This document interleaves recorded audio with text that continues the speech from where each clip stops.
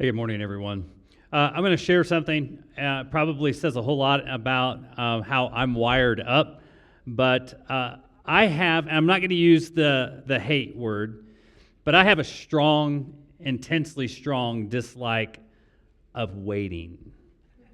I really, really do. I mean, I don't know. I just feel like I'm about ready to crawl out of my skin. In fact, I want to hearken back to a day and age. Some of you may remember this when the Walmarts actually had checkout lines everywhere, and it's before self-checkout. That to me was always like an immense amount of mental gymnastics went into choosing a line. Anybody with me? You would walk through. For me, I would not just count heads in line. I would look into carts to make sure, to kind of evaluate how many items are we looking at.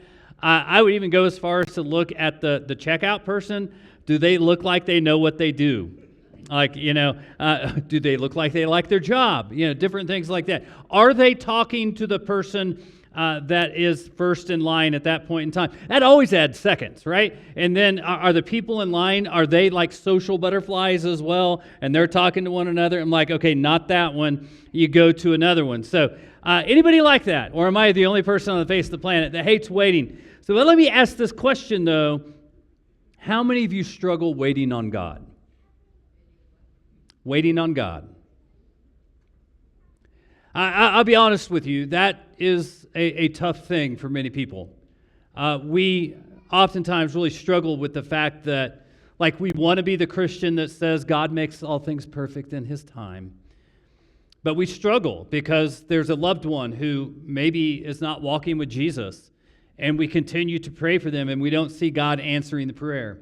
Or we might be dealing with a marriage issue. In fact, this weekend was our marriage retreat here at Valley View, and you struggle. Many people are like, I pray for this, and I pray for my spouse, and it just doesn't seem like anything is happening. Or that's the inside stuff that nobody really gets to see unless they're really, really close to you.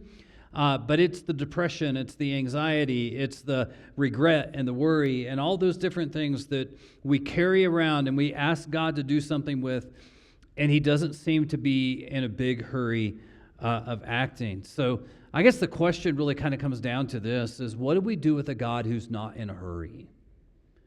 I read a book many years ago called An Unhurried Life that said that Jesus is always going somewhere, but He's never in a hurry.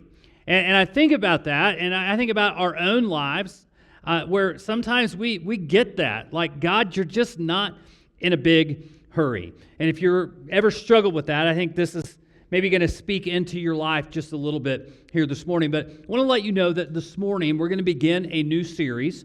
We're going to skip the rock through the book of Exodus.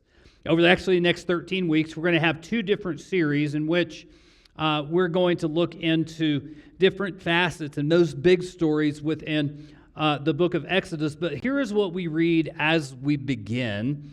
Kind of one of those things that's setting the stage a little bit.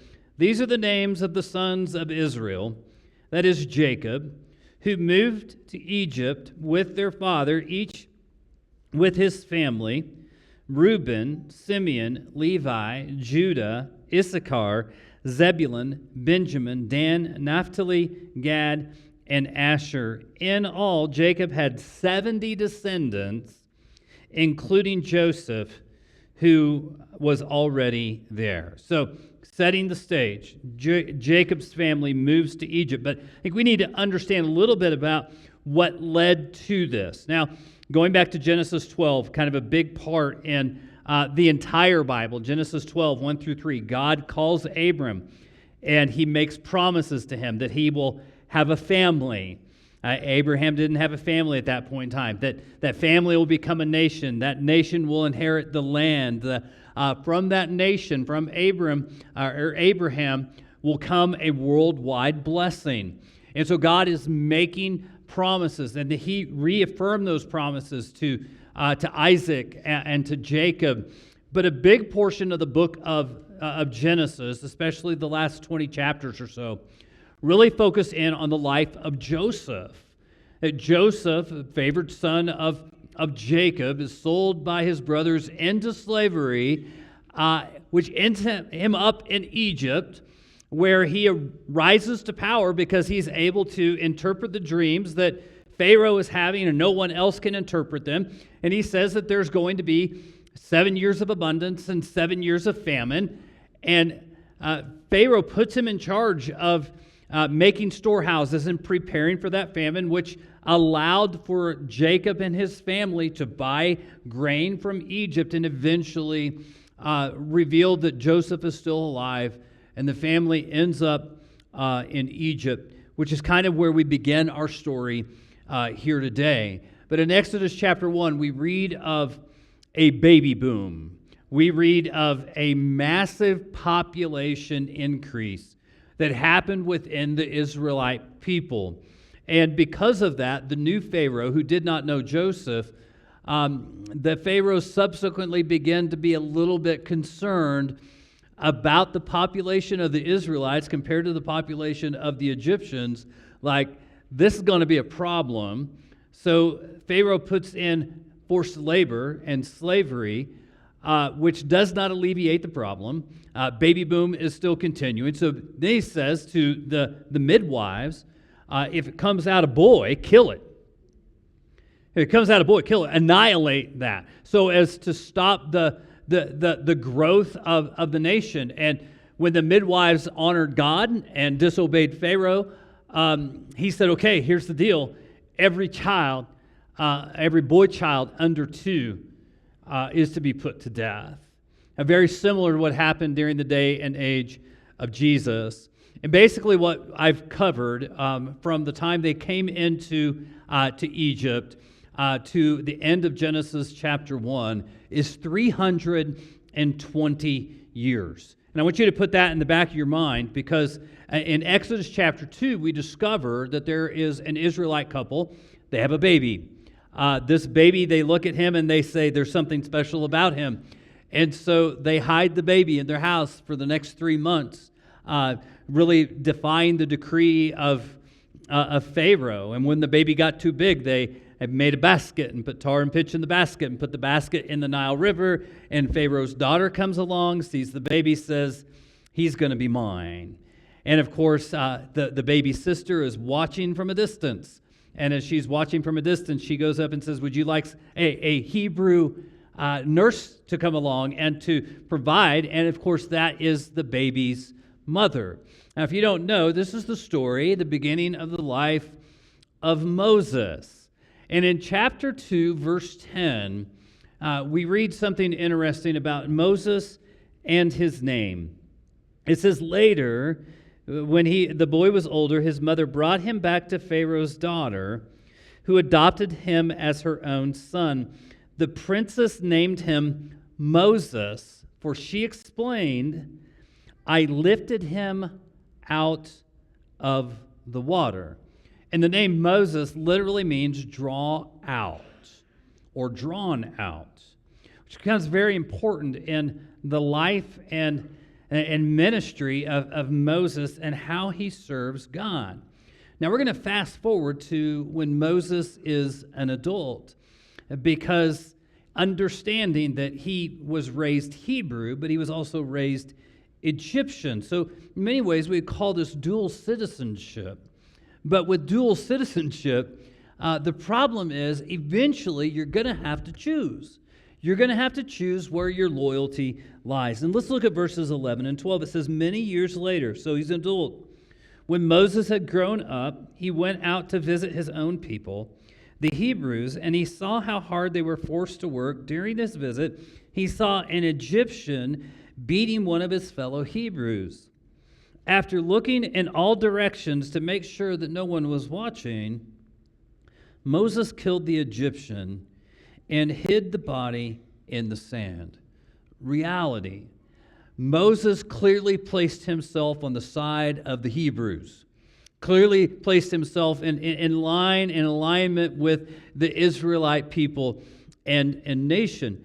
But with that, this is not the end of the story, because there is a tomorrow. There's the next day. And in verses 13 and 14, it says, the next day, when Moses went out to visit his people again, he saw two Hebrew men fighting.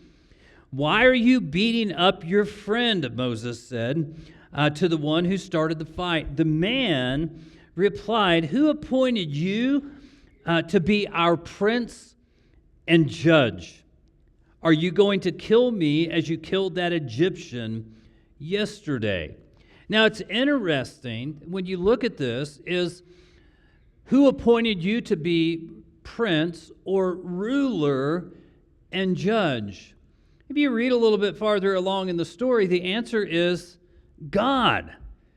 God appointed him to be ruler and judge. Many believe what Moses was trying to do when he killed the Egyptian guy, is that he believed that he was actually the guy that was going to draw the Israelites out of Egypt. But it wasn't God's time. And so Moses flees to the Midian wilderness, and when he gets to a certain place, he sits down beside a well, and 7 daughters of Jethro come up, and they're shepherds, and they have their flock, and then other shepherds come up and start kind of irritating the young women, and Moses again comes to their defense. And they invite him home, and Jethro invites him in, and eventually Moses marries one of Jethro's daughters, Zipporah. They have a son, and what we find is Moses spends the next 40 years in anonymity, 40 years as a shepherd out in the wilderness. I happen to believe that God needed that 40 years to do something in the life and heart of Moses to prepare for him what God had planned all along. But again, 40 years of God working in a person's life. That doesn't necessarily always fit into our timing. But then we get to verse 23. It says, years passed, and the king of Egypt died. But the Israelites continued to groan under their burden of slavery. They cried out for help, and their cry rose up to God. So there's a couple of things here in this verse that are pretty important in the larger scope of the book of Exodus and the narrative of Exodus. Years passed. And so when we think about that, there's a lot of years that are happening here. And if we think about the average lifespan of a person, we would say over half of a person's life had passed in Moses. I mean, this is a long time of years past, but also from the scope of years from the time they arrived in Egypt till today. In addition to this, the Pharaoh that wanted to kill or execute Moses for doing what he did is now dead. So the threat of execution, the threat of paying for his crime is no longer there. But also the Israelites cry out to God. They continue to groan, but it says, and they cried out, and it rose up to God. And some have suggested, and I think this is a pretty cool way of looking at it, that the Israelites reached the point where discomfort outweighed comfort. That sometimes change is not readily accepted until we reach that place where the discomfort outweighs the comfort in our lives. And so that's kind of where we are. And then we get to verse 23 and 24, where it says, God heard their groaning, and he remembered his covenant promise to Abraham, Isaac, and Jacob. He looked down on the people of Israel, and he knew it was time to act. And I love the picture here. God is not confined in any way. What he does here does not limit his abilities in any way, but it puts human actions into what God did here. So, God looked down. And I think that's, he first heard. He heard Israel's cries. And after hearing, it says that he remembered. He remembered the promises that he had made to Abraham, Isaac, and Jacob. It is not as though God had forgotten. It's in no way. He looked, and the idea of looking is that he considered. It wasn't just a passing glance. It was like intently. He saw what was happening, and then what it actually says here literally is that, and God knew, or God knows. The implication here is that as God knows all this, considers all of this, he now knows it is time to act. And personally, when I hear and I read about the actions of God here, I think there's great comfort for us. I think there's great comfort in knowing that God hears us. He hears our cries. He hears our prayers. He understands our groans. In fact, it tells us in the New Testament that the Spirit intercedes for us to kind of say, hey, listen, I know this is what they said, but this is what they really meant. This is their heart. And so God hears us. It's not like he's up in heaven going, la, la, la, la, la, la, la.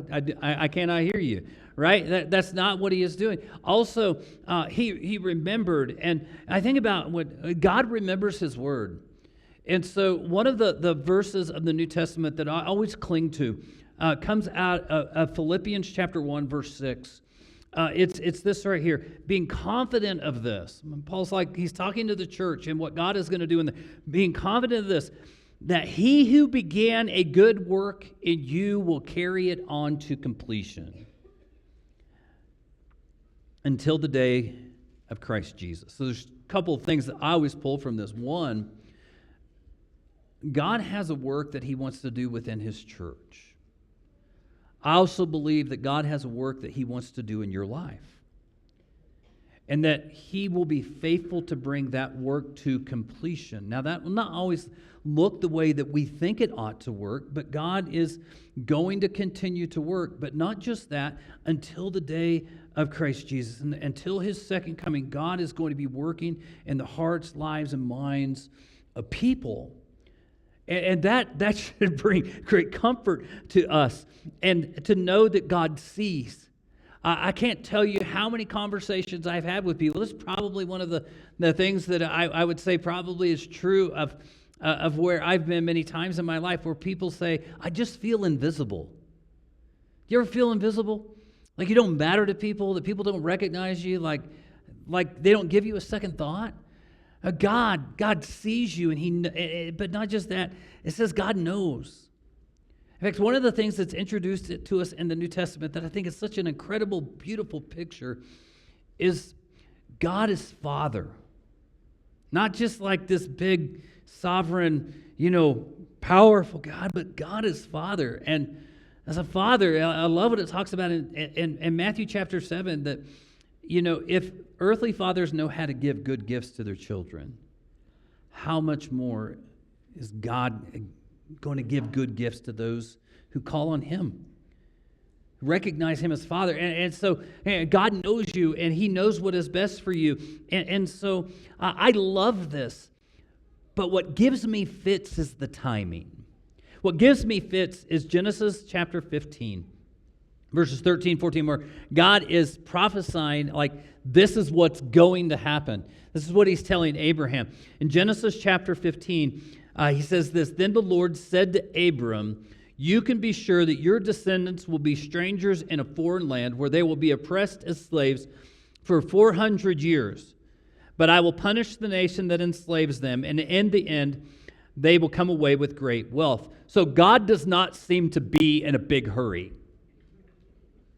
I want you to think 400 years.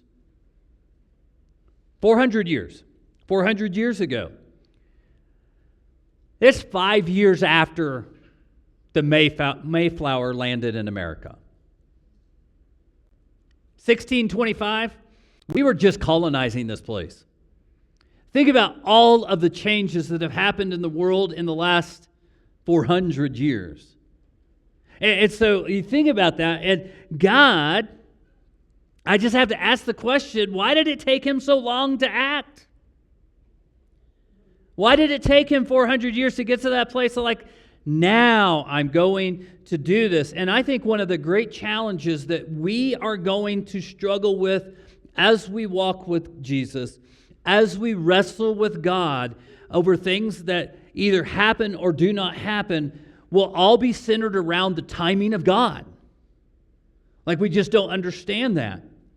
Like, why did he take a loved one when he did? Why did this person get sick when they did? Why did this happen when it did? Why hasn't God done something about?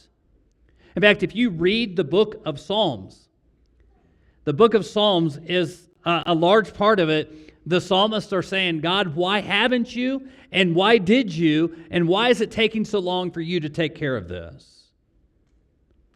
And listen, in many ways, I get a front row seat to many of y'all's lives. There's a lot of people that I've walked with for a long time here in this room. But every week, I get to read your prayer requests. And one of my continual prayers is I thank God for the saints at Valley View that trust us as leaders to pray for them. But I know that many of you have for years prayed for loved ones to come to Jesus. I know that for many of you, you've been praying for physical healing for years. That the issues of depression and anxiety and deep-seated hurt had just become part of who you are. And so, one thing that I'm certain of is God never operates according to our timeline. And so we struggle with that. And, you know, we love to quote verses. In fact, I'm certain, probably, maybe, I don't know, vague thing in my mind. I think there was a picture in my house when I was a kid. It's been a long time ago. Of Isaiah chapter 40, verse 31. You know, but they who wait for the Lord shall renew their strength. They shall mount up with wings like eagles. They shall run and not be weary. They shall walk and not be faint. But we love to quote verses like this, but in many ways we wish these verses would say, God will get going when we ask him to. But I want to go back to when Moses murdered the man in Egypt. I remember something that one of my professors said about Moses here. Dr. Wallace was from West Texas. I actually learned Hebrew in a West Texas accent, by the way. That was fun. But I remember Dr. Wallace saying something when we were going through the books of Moses in one of the classes, is that Moses really was wanting to live out what he believed was his vision and mission in life. That he truly believed that he was here on this planet to draw God's people out of Egypt. But I remember him saying this: Moses was ready to lead before he was ready to lead. God wasn't ready for him to do what he felt like he was called to do. And God needed to take and draw Moses out of Egypt to the wilderness and to do the work in Moses' life before Moses could lead his people out of Egypt. Also, we go back to the fact that maybe the discomfort reached the place where it was greater than the discomfort or the comfort of the people. And they were ready for change. And so in the grand scheme of things, I think about Galatians chapter 4, verses 4 and 5. Paul writes this about Jesus, but he says this, but when the right time came, God sent his son, born of a woman, subject to the law. God sent him to buy freedom for us who were slaves to the law so that he could adopt us as his very own children. Jesus came, and I'm thoroughly convinced, and I could preach a sermon on it now, but I won't, that there were so many things that lined up just perfectly in culture and history and every facet of life where God said, now is the time for my son to come. And when I look at 400 years, God took a family of 70 and made them a mighty nation. I look at the life of Moses. Moses is 40, still wet behind the ears. God says, no, I need another 40 years of molding and shaping this man to where he is ready to lead my people out. You see, in the fullness of time, after God heard and he remembered and he looked and he knew, he acted. And over the next several weeks, actually 7 weeks including today, we're going to look at ways that God acted and moved in human history. He inserted himself. And one of the things that we can say as God inserts himself in this moment right here is that the book of Exodus shows us God inserting himself in human history unlike any other time, with the exception of the person of Jesus. And so here's my bottom line for today before we move on. Exodus is a narrative of God acting in human history to keep his promise. And so I can take a look at this and say he acted to keep his promise. I can look at he took a family and made them a nation. He gave them a land. After giving them the land, they grew. They again expanded as a nation. And eventually, through Abraham's line, he brought a worldwide blessing who is Jesus. And so I can look and say God has acted and will continue to act in human history. But with all this, we may struggle with God's timing. I don't want to be a downer. I tend to be that guy. My wife will sometimes look at me, not disrespectfully, and say, every party has a pooper, and this party has you. So I don't want to be that guy today. But I do want to say this. You may never see what you pray for in this lifetime. I have personally lived situations in my life where a person comes to Jesus and they make a decision, and at their baptism, another family member will say, Grandma prayed for him every day before she died. You may never see the faithfulness of God's timing in your lifetime. But I will tell us this. I do think there's something to do while we wait. And while we wait for healing, and while we wait for God to answer those crying out to God sort of prayers, I want to challenge us with a few items here this morning. Typically, we do head, heart, and hands. But I want to kind of abandon that here today and elaborate just a little bit more on some really practical ways that we can wait on God, that we can wait for God's faithfulness. And one of them is this. In fact, I might say, you may want to take out your phones because I'm going to throw a lot out at you over the next 5 or 6 minutes.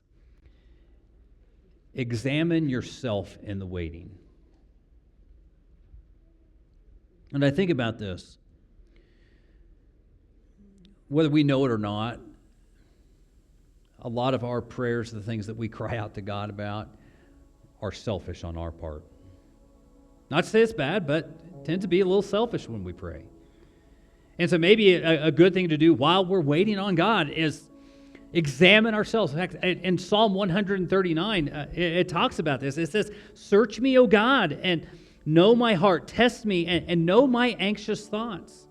Point out anything in me that offends you and lead me along the path of everlasting life. So take the time of waiting on God, and don't complain about God, but examine yourself. Look inside and say, like, what's wrong with me that might need to change? Also this, avoid comparison. I've heard that comparison is the enemy of joy. And it is so easy.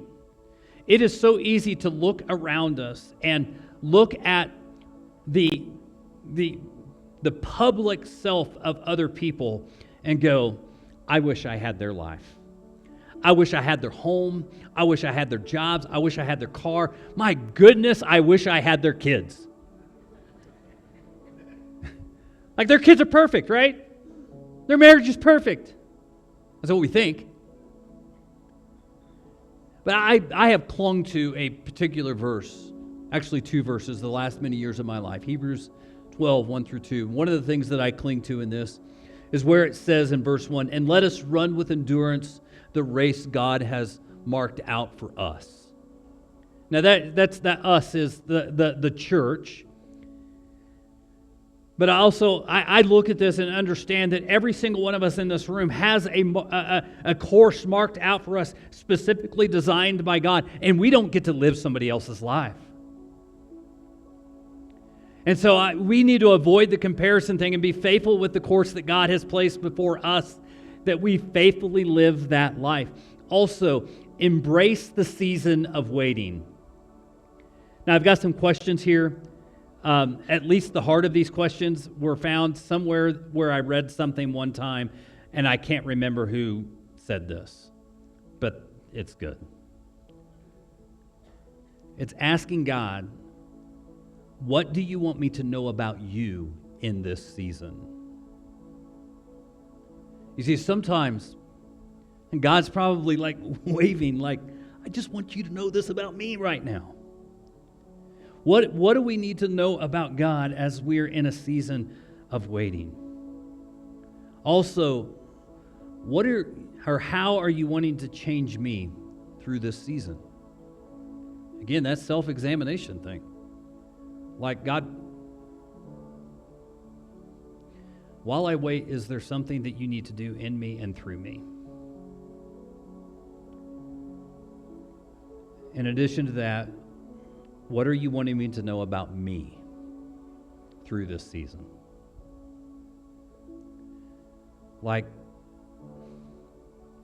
it tells us in the book of James that looking into God's word is like looking into a mirror.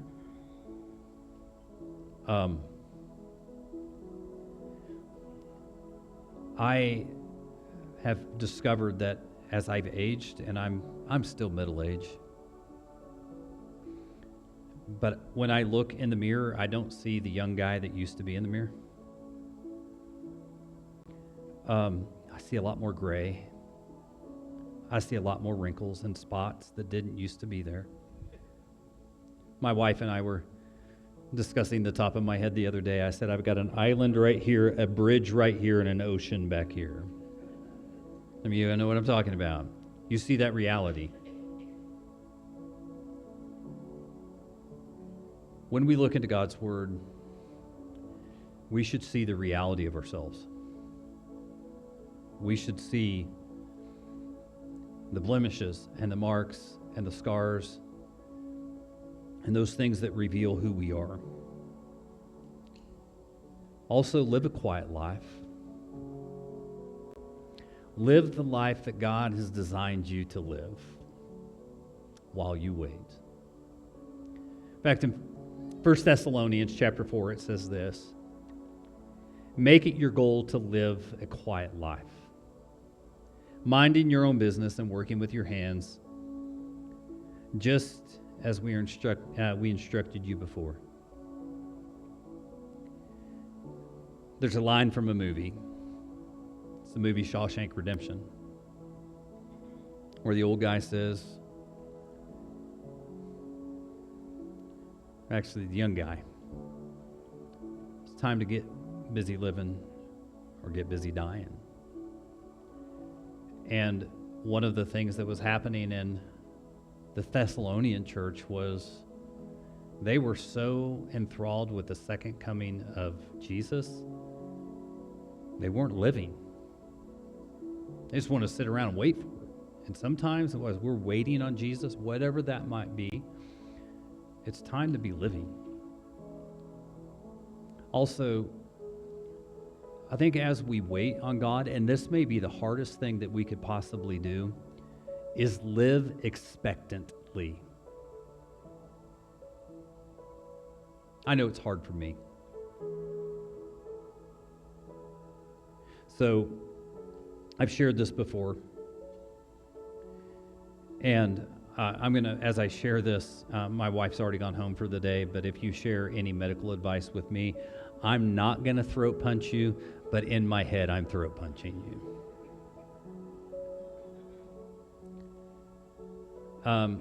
2008, Tara had a hysterectomy. They said that she would be a new person, and the person that happened after that was worse than before. Ask us what's wrong, we don't know. We treat symptoms. Life today is probably better than it has been in a long, long time. But there's still stuff. And when this happened in 2008, I prayed for God to heal her. Like, I prayed for God to heal her. And I anticipated that every time we went to the doctor, that this would be the magic pill that would make her better. But something happened along the way. I still prayed for her. But if I were honest, my prayer was, God, I know you can, but I don't think you ever will. But something happened probably a year ago, I don't know when it was, where I was convicted that I'm going to pray with expectation that God will. That He will. That He is going to do something about this. In fact, my prayer every single day is, God, I know you can. I know you have it in your power. And I want to believe that you will. But something that Tara and I have talked about recently is this. Until that day, we will live for the glory of God. And whenever healing does come, we will live for the glory of God. And so with that, we may not always understand God's timing, but He is a perfect God. I always remind myself of something that Tim Keller said, which was originally something that was said by C.S. Lewis. You would do exactly what God would do if you knew what God knows. So we trust that He is good, and we trust that He is perfect. Will you join me in prayer?